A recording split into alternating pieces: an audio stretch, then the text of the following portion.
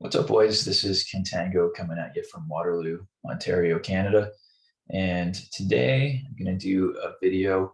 It's going to look a little different than the videos I've done before. Normally, I'm working with my physical board, but today I'm working on AAA. And so the purpose of this video is to talk about German strategy for G40 Alt Universe. So the reason I'm doing this video, well, I've kind of been wanting to do some strategy videos for a while, but also just in the games I've been seeing of people playing Alt Universe and the ones that I've been playing in, the Axis have been having a lot of trouble. So people generally kind of consider the allies to be favored in this game.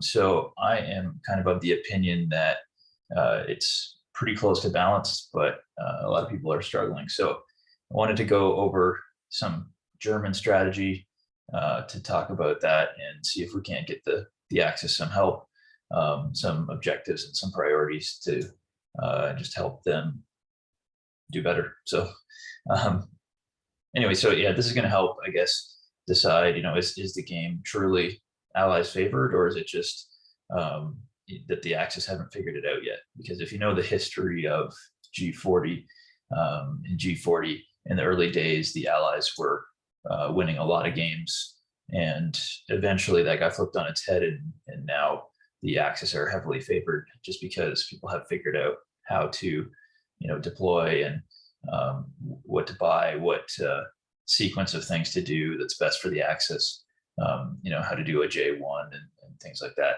how to crush Moscow quickly. So eventually people figured it out, and like I said, it's flipped on its head now, and the Axis are favored in that game. So I'm in my mind, I think it's just in the early stages of Alt Universe, and the Axis haven't figured it out yet. But obviously I want to truly test that out, and so the people that are playing it out there, I want to give them some more ways to win as the Axis. So this is going to be a German strategy, along with, I guess, a set of opening moves for the Axis going against Russia and China first.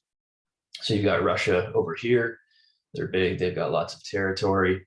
They have a fair number of units too. And you've got China down here, and both of them kind of sit in the middle. So the purpose, I guess, of this strategy is to, to get income from the allies by taking over all these territories, and get kind of the center of the map. So one thing that we should talk about is just kind of the starting situation. So in Alt Universe, let's actually go to the Players tab here. So I like to go to this Players tab. If you're not familiar with TripleA, this is really handy. It shows you a lot of statistics about what's going on. So this column here is the total unit value column. And you can see here the allies start the game with more total unit value than the Axis. This does include facilities and things like that. So it's not necessarily a true measure, but I mean, both sides have facilities, so those do offset a little bit, but I believe the allies have more facilities. And you can see here the total number. This is just the total number of units. So the allies do have a lot more units as well. So the Axis are starting behind a bit in number of units and total value of units. So you're behind there. You're also way behind in, this is PUs, which is the IPCs. So the allies are starting with 185 IPCs. You're starting with 88. So it's the same as G40. You're starting behind in kind of both of these categories. The benefit you have is that you're in the middle, and your production facilities are on kind of this main continent. At least for Germany and Italy, they are. Japan does have one facility down here. The major facility is on this island, but it's pretty close. And a lot of the allied units are trapped. The UK is kind of trapped over here. The US is kind of trapped over here. They've got to get stuff moving. The other thing to think about is, in this particular game, France is neutral until they've been brought into the war. So they're kind of indefinitely neutral. So this is including France. So if we find France, they have over 300 IPCs worth of units. So if you deducted that from the Allied total, this would look a lot closer if you're playing a game where you're just ignoring France and not bringing them into the war. So in that kind of a game, which is what we're talking about here, because we're doing Russia and China first, we're not going to go against France. So if you deduct their units and their value of units, this is actually a lot closer than you might think. So, but what's not closer than you think is the income differential. So the French right now are only getting 16 IPCs. So we have a lot of ground to cover to get caught up. And the other thing is the Allies haven't even gotten all of their national objectives and things like that yet. So the US isn't into the war yet. They don't have their national objectives. The UK might be getting some. Russia might be getting some. So our priority, I guess, is to get that income differential as close to even as we can. So the way we're going to do that is Germany and Japan are going to try to combine to, like I said, go after Russia and China. Now, unfortunately, in this kind of strategy, Italy gets lost and left on its own a little bit. They kind of have to fend the UK off on their own, because Germany is they're going to do what they can against the UK, but Italy is going to kind of be left to its own devices.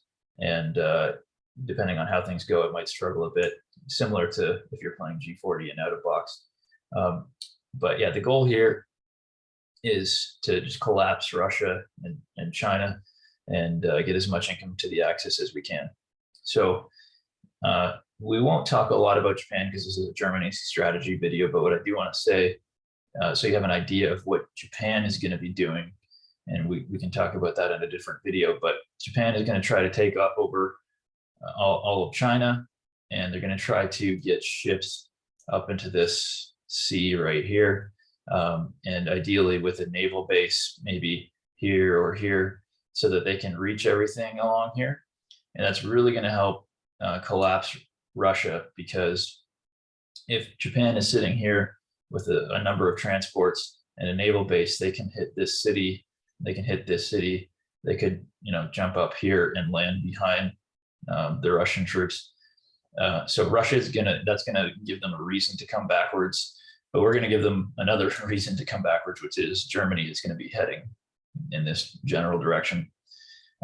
So the combination of that is hopefully going to take over a lot of Russian territory, get their income down, and take over hopefully 2 or 3 of their cities. They might be holed up in one city here, but we're hopefully going to be able to collapse them down to 2 or 1. So that's the general goal. And the way that we're going to do this, I know I haven't actually started moving any pieces yet, but the real, I guess, priority that I see in this whole strategy is we need to get Germany as many units possible forward. And this territory right here, it's called R12. This is kind of what I would call the money territory, or the money spot. You want to get as many ground units here as you can as fast as possible. So ideally by turn 4, you want to get this and hold this. And the reason for that is, well, a couple of reasons. If you're here, if you kind of count the territories here, Russia is going to want to try to maintain this city for as long as possible. But once you get here, it's really hard for them to get back to this city. And so you'll notice here, both of these are minor factories. This territory can have a major factory. So probably Russia is going to want to get a major factory here and hang on to that. If they stay on 2 minor facilities, they're just not going to be able to keep up with you. So they're probably going to need to get a major, and they're going to need to get it here or here, but that doesn't really help them in the north. So probably it's going to be here. So, but if you're sitting on this R12 territory, they've got to go 1, 2, 3 to get back here to help. And also they probably can't even use this R13 territory, because if you're parked here, you're probably going to kill them if they're here. So they're going to have to either not realize what's going on, and then they're going to be split up, and you can decide which side you want to crush, or they're going to have to realize it early and start moving backwards to be in time to not get cut off. So by coming here, you actually soften up this, ideally, because Russia's just going to abandon it, hopefully. So if they don't abandon it, I mean, then, you know, if you come into this territory, they're basically stuck, because if they go forward, you can hit them. If they stay, you can hit them. And if they move back here, you can hit them. So you're going to get a really efficient attack if you do that. So if they stay, they're probably in trouble. If they go, then they're going to wind up back here. But at least you've kind of secured this city, which then you can do with your mechanized units and keep your infantry and your artillery here, so they don't have to, you know, take a lot of turns coming up in this area. So ideally, Russia has backed off, and you've taken out this with your mechanized units, and that also is going to help to force Russia's air force out of here. Russia does start this game with 5 aircraft. There's 3 up here and there's 2 down here. And we also want to have this northern island if we can. It's worth a lot of money, and it's also a national objective for Germany for 5. But it's surprisingly hard to get. You think, okay, it's just Russia, that's not going to be a problem. But the way that this sea zone is laid out, Russia's got air cover from the air base, and they do have a couple of transports. One's here and one's down here, so they can actually try to hold this off for quite a while. But if you're moving forward quickly, they're going to need their planes to be back here, number one, to possibly stop you from bombing their facilities, but also they're not going to want their air force up here if it's going to die, right? So they're going to move them back. So that's our plan, is to get down to this territory, ideally by turn 4, maybe turn 5. So everything is going to kind of pivot on that goal. So that's the priority. There's a lot of other things to do, which we'll talk about, but no matter what else we're doing, that's going to be our priority. So let's go ahead and do our purchases here. So this is what I'm going to recommend for purchases. So we've got 4 infantry, 6 artillery, and 2 mechanized infantry. And this is, again, going to go back to our priority of getting here with as many units as we can quickly. So we're going to build our infantry and artillery in this territory here, this major complex. Our 2 mechanized infantry are going to get built down here. And so the infantry and artillery that are built here, they can go, first turn they'll end up here, second turn, third turn, fourth turn. So 4th turn they can be here. The mechanized infantry that are going to be down here can go turn 1, turn 2, turn 3, turn 4. So they're going to come through this way and meet up with the bulk of the troops. So basically everything that we're buying here is going to be able to fit into our priority of getting here with as much as we can. So that's going to be our buy. So let's click done. So now we're going to do the political situation. So we don't want to declare war on the Soviet Union yet. We could do it on turn 1, but I think we have too much else to do. And I think we want that extra $5 as the $5 national objective for not being at war with the Soviet Union. So we don't want to declare war on them.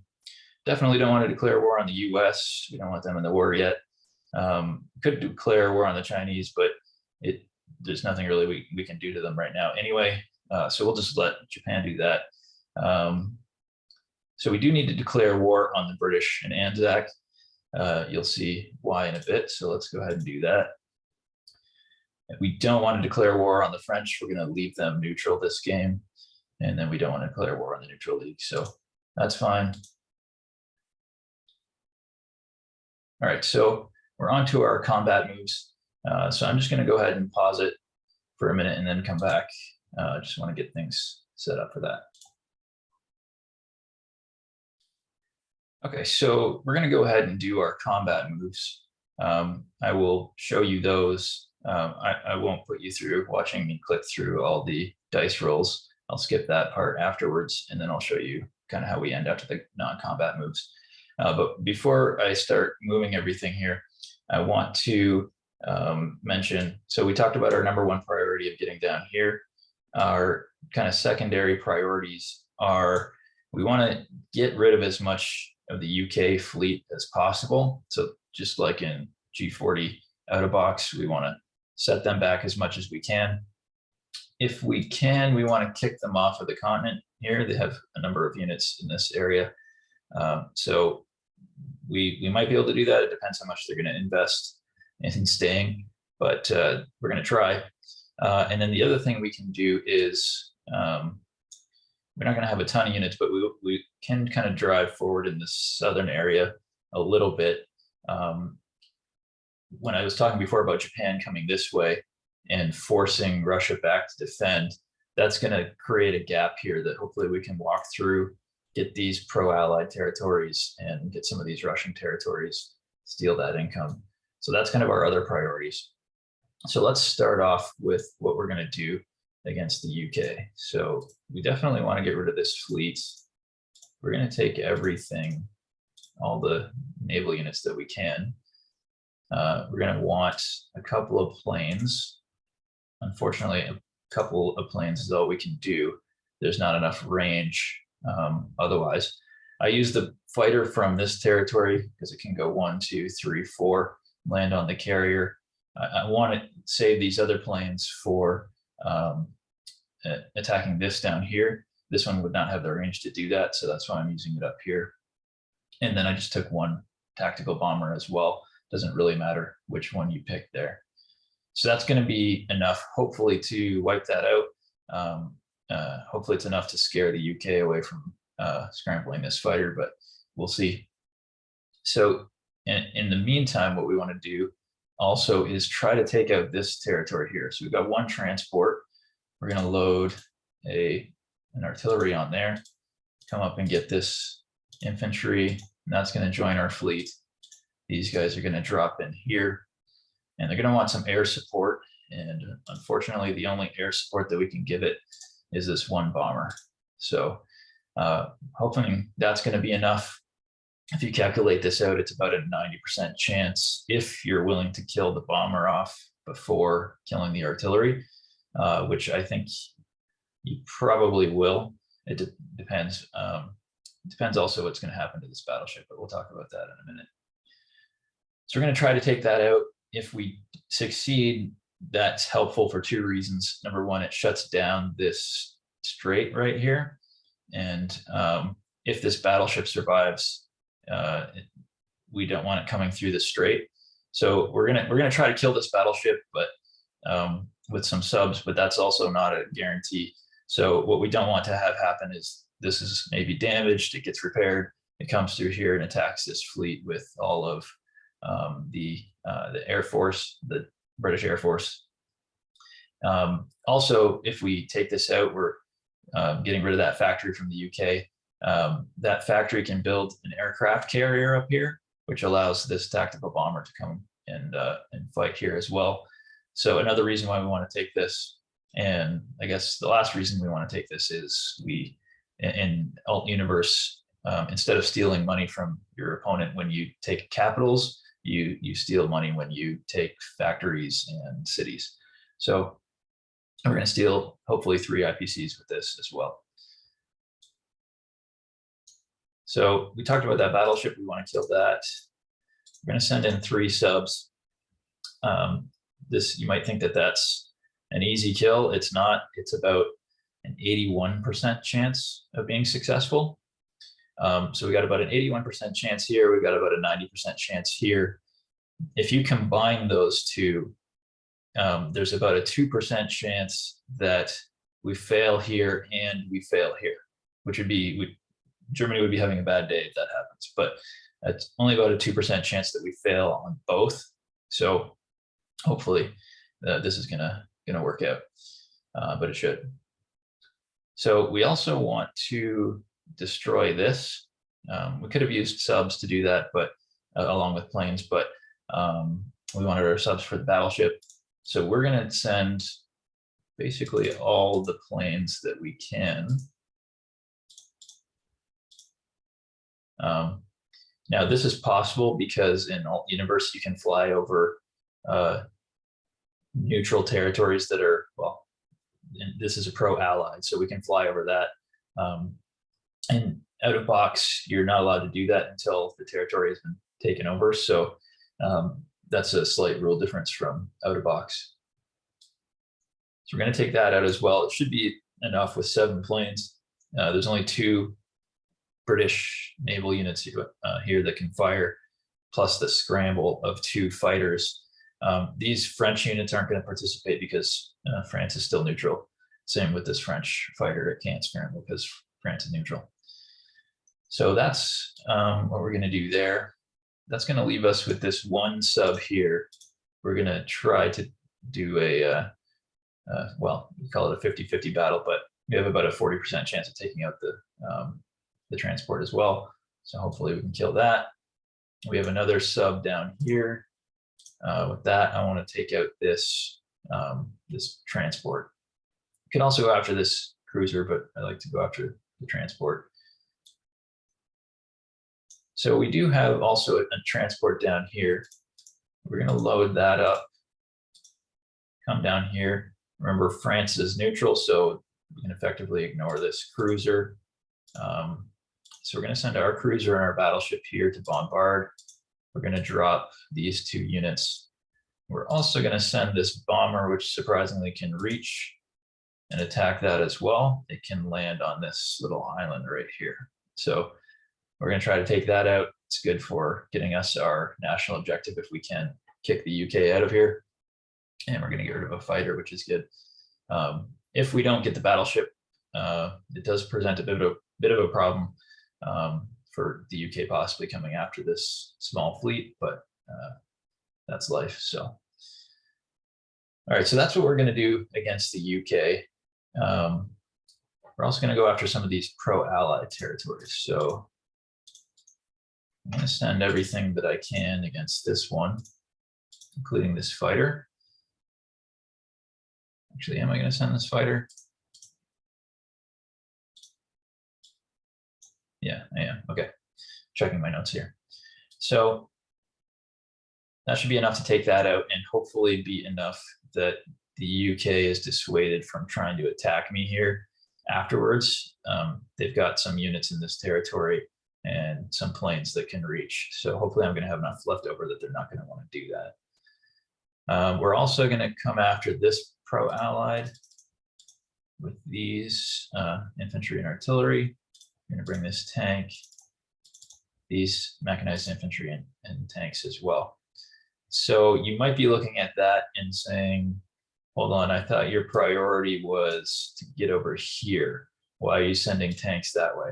Well, if you count it out, these tanks and mechanized infantry are still going to be fine for that objective. So they're going to come in here on the first turn, second turn back here, third turn, fourth turn over here. So they can still meet up with our main force. They've got enough time to kill this and then get over there. So so that should be fine. We are going to save this 1 mechanized infantry to hopefully we're going to take this out.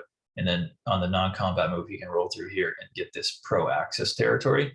The kind of pinkish territories are pro-axis, labeled PX. The blue ones are PA, pro-allied. So yes, we're going to take that out as well. And the last, I think, attack that we want to do, oh, you know what? We're gonna also send that tactical bomber in there. It doesn't have a lot else to do. We're gonna save this fighter to come down here for the 3-plane scramble along with the Italian battleship and cruiser. The UK may still come and kill this. They can, but at least we're going to force them to bring as much as possible into that. So that's going to be where that fighter goes. So we've got all our planes involved except for this one. The last attack we have is going to be up here. Now this one is kind of optional. Oops.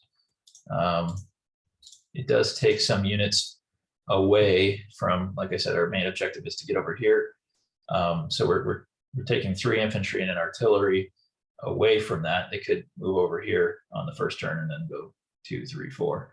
But I think I'm okay with that. You'll see at the end, like we might lose 1 or 2 in this battle. It's actually a little bit hairy because we've only got 6 units and there's 3 here, defenders. So we might lose some. We've also got our transport here. So it's kind of nice to have units in this territory that we could pick up and attack the UK if they do something silly. Maybe close this channel again, or this strait again. And the other thing we can do is, if we're not going to do any of that, on our second turn, we can come back through, pick them up, and then at least 2 of them and drop them here. And we're going to have some units that are 1 turn delayed anyway, because we're going to pick up these pro-axis units. We've got other units that are going to be moving up this way. So there's going to be some units that are behind the main force anyway. So I think this is going to be okay. If you're really wanting to overload this, then I'd say you can ignore this, this particular attack. So I think that's everything that we're going to do on attacks. So hopefully that all makes sense to you. And so, like I said before, I'm not going to make you watch me go through clicking all the dice rolls. So I'm going to pause the recording, go through that, and then start up again afterwards.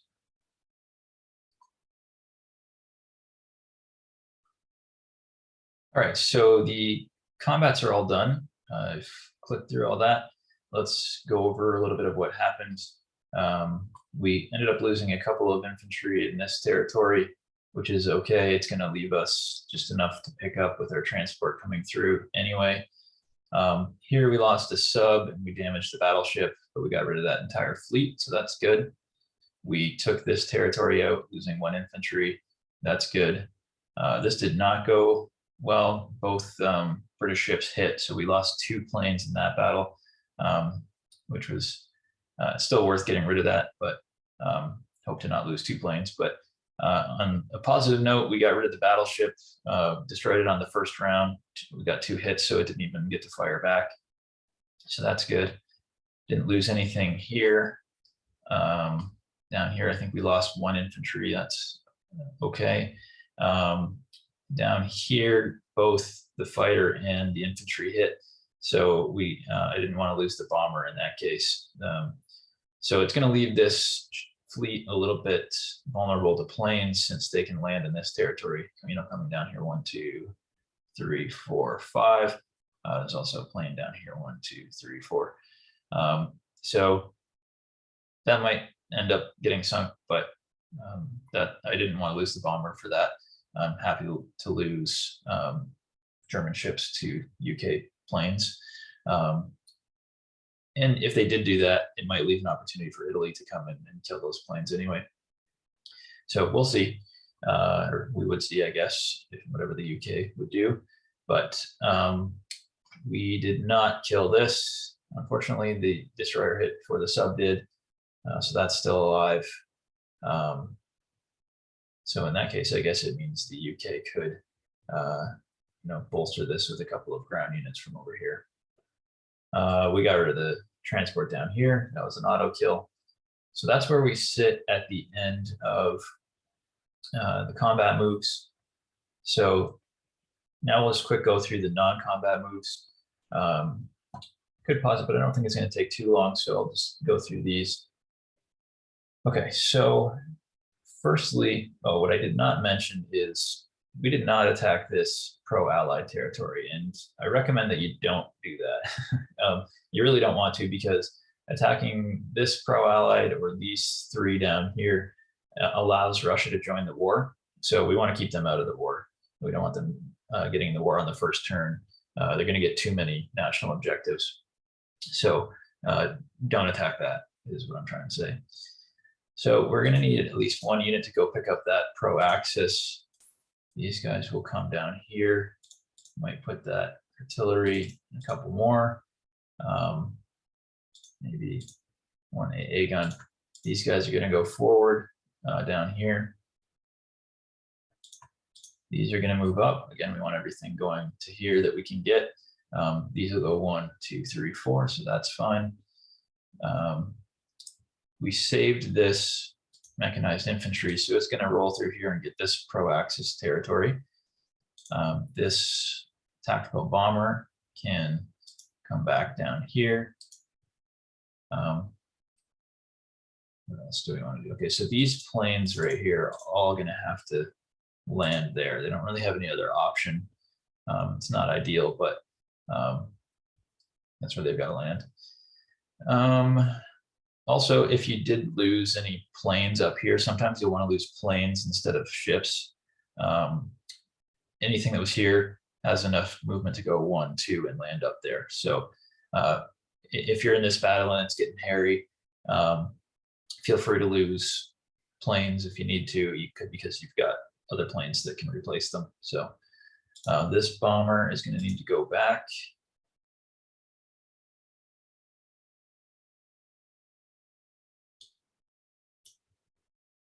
So this fighter is going to come over here.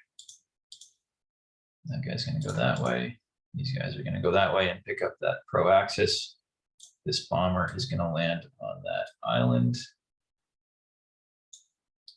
What are we doing with this destroyer?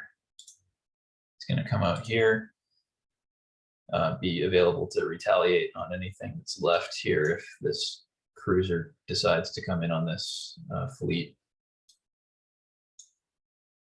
These infantry are going to come down here. I might leave one guy here, maybe a couple of AA guns. Eventually, the Allies are going to try to come into this area. There's lots of nice targets down here. And I also want to have some units available if this does survive, that I could use this with this transport. Unfortunately, we didn't get this UK-14. It'd be nice to have the naval base, so we go 1, 2, 3 and pick up these 2 units and drop them over here, but that's not going to work out this time. So the rest of these are going to come up here.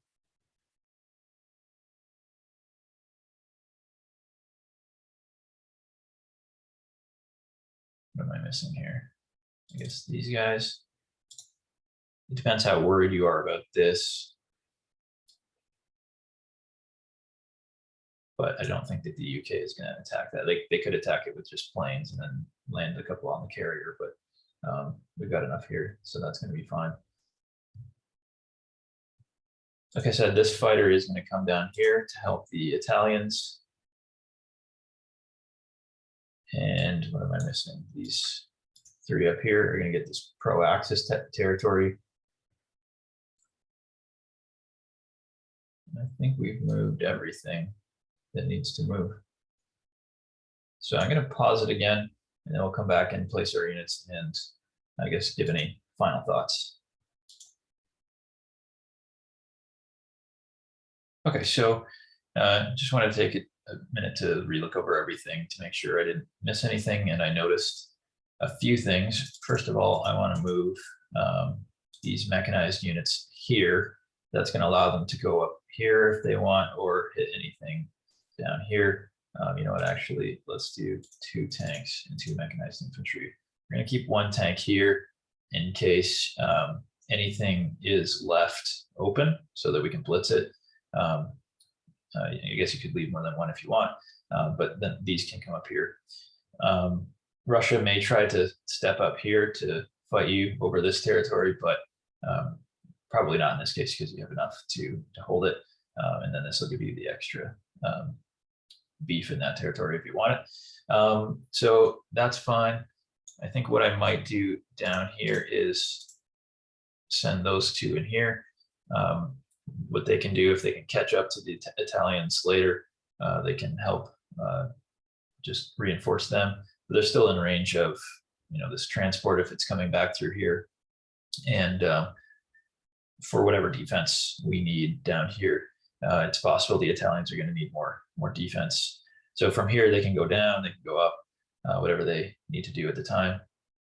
I didn't really talk about this, but we've moved up an extra 5 infantry here if the UK does decide they're going to try to take this out.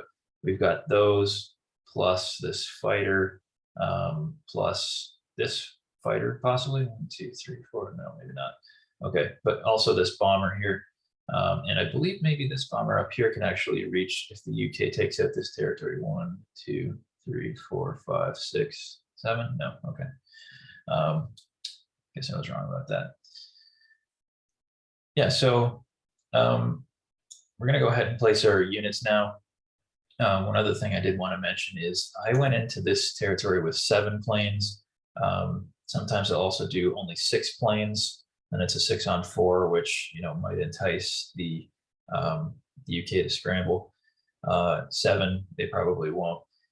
If you do only go with 6, I sometimes like to put an extra fighter on this territory here, so it can come from here and go 1, 2, 3, 4, and then I've got a fighter here available to possibly go help up here. We've only got 1 bomber right now, so this is going to be a bit of a problem for turn 2, but we should hopefully get it later. Yeah, so let's place our units. Like we said at the beginning, we're going to put our less mobile units all right here, and then our 2 mechanized infantry are going to go here. And that's it. So we ended with 64 IPCs. You'll get 66. So this is just a notification that we got the IPCs from the UK for taking out this factory here. You'd have 66 if you're able to take out this territory as well. So 66 is pretty good on the first turn for Germany. And so we're pretty well set up here to hopefully kick the UK out of here. So they got a bit of a difficult decision to go after this. They could also possibly go after this, but if they do, whatever remains is going to get killed by these units in the plains. They've got to be careful about leaving anything right here because of the plains. They also want to get this back. They don't want to leave that in German hands. So they do have enough units to do it, but it might stop them from doing anything else. This is a little bit of a risk now with this transport. They could come and try to take out this island and get my bomber, but so you might have wanted to kill your bomber and take out this territory, but I chose to keep the bomber. May also try to go for my fleet right here. Anyway, so that's where we're at the end of the first turn. On the second turn, what we're going to want to do, I don't think I'll keep rolling this forward. I think I'll stop here, or it's going to get too long. But so basically what we're going to want to do going forward is probably go to this territory first. I don't think you're going to be able to come into this territory first. It depends on what the Soviet Union does, but most likely they're going to stack up here or here, and you probably won't have enough to stay here. So you might have to go to this territory first. That's the safer option. Get this with hopefully enough units that the Soviet Union can't get it back. They would like to get that for a national objective. So you're coming here first on turn 2, here on turn 3, and here on turn 4. So you can see these units, these units, these units, these units, they're all lined up to do that. We've got kind of a secondary group of units. I mean, these mechanized units can go with the main group. They can catch up, but this infantry and artillery, these infantry and these ground units, they're going to be here by turn 5 instead of turn 4. But so we've got a second layer coming through later. We're also going to, on the second turn, buy mechanized units here, kind of like you would in G40. If you're going after Moscow early, you want to get a lot of mechanized units going. So I would definitely try to max out this factory here. So we want 10 mechanized units if we can, because they can catch up to the main force. And then, so down here, we're not going to add anything to what we've got down here for now, just because we can't afford it. We want to go after, like I said, our priority. Eventually the Allies are going to try to get in here, or they're going to try to go after Italy. and we might have to help out with that later. But I want to get this done first. Sometimes I will see players really try to add defense down here, getting German units here, or maybe getting units here to try to come through this area of Russia. You can do that, but it takes longer. So I generally will go from here first, and then maybe you'll get more interested in that later. Sometimes you can use mechanized units here for defense, and then if the push from the US or the UK never comes, then they can go this way. So we're hoping that the push from Japan is going to cause Russia to collapse enough that whatever we've got here plus whatever we can bring with the transport maybe is enough to push into here. So yeah, once we get to here on hopefully turn 4, we'll see what Russia does. From here, hopefully we can get this city, and then what I want to do is move forward to probably this territory to really cause Russia to consolidate here. And from this territory, if I've got enough mechanized units, which like I said, on the second turn and probably the third turn, I'm buying mechanized units. If I've got enough mechanized units, I can jump on this city from there. I mean, maybe Russia's gonna block it. Maybe I've got an Italian can opener to deal with that, or maybe the Japanese can come in here and take this as well. But it really puts Russia on the back foot, splits their forces up here and down here. If Japan has enough transports and enough ground units coming towards this city, it's really going to back China off. I've seen where China actually has to vacate China. So in alt universe, China is allowed to go onto a few allied territories like this one, these two, and this one. So China will actually vacate and go and help try to save this Russian city.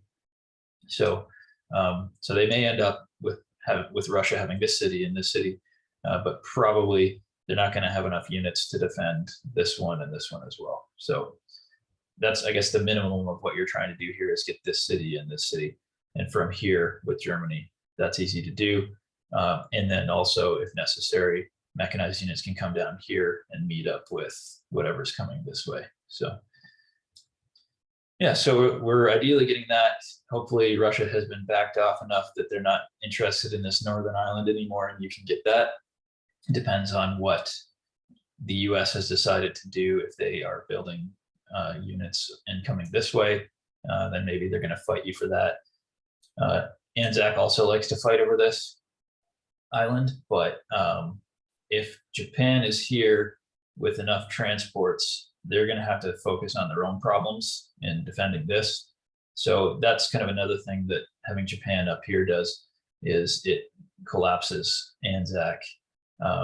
They're going to be so concerned with keeping their one city and factory that they're not going to be helping China, and they're not going to be helping Russia, which maybe you'll be able to get the city, maybe you won't, but at the very least, you're causing them to stay here, which means they're not hurting you elsewhere. So I think that's it. I guess let me know if you have any questions or comments in the comments section. Let me know your thoughts on the balance. Like I said, I know a lot of people are looking at this as allied favored, but I'm hoping that this strategy, this opener to go along with it, is going to help. So I guess that's it for now. Thanks for watching, and I will talk to you later.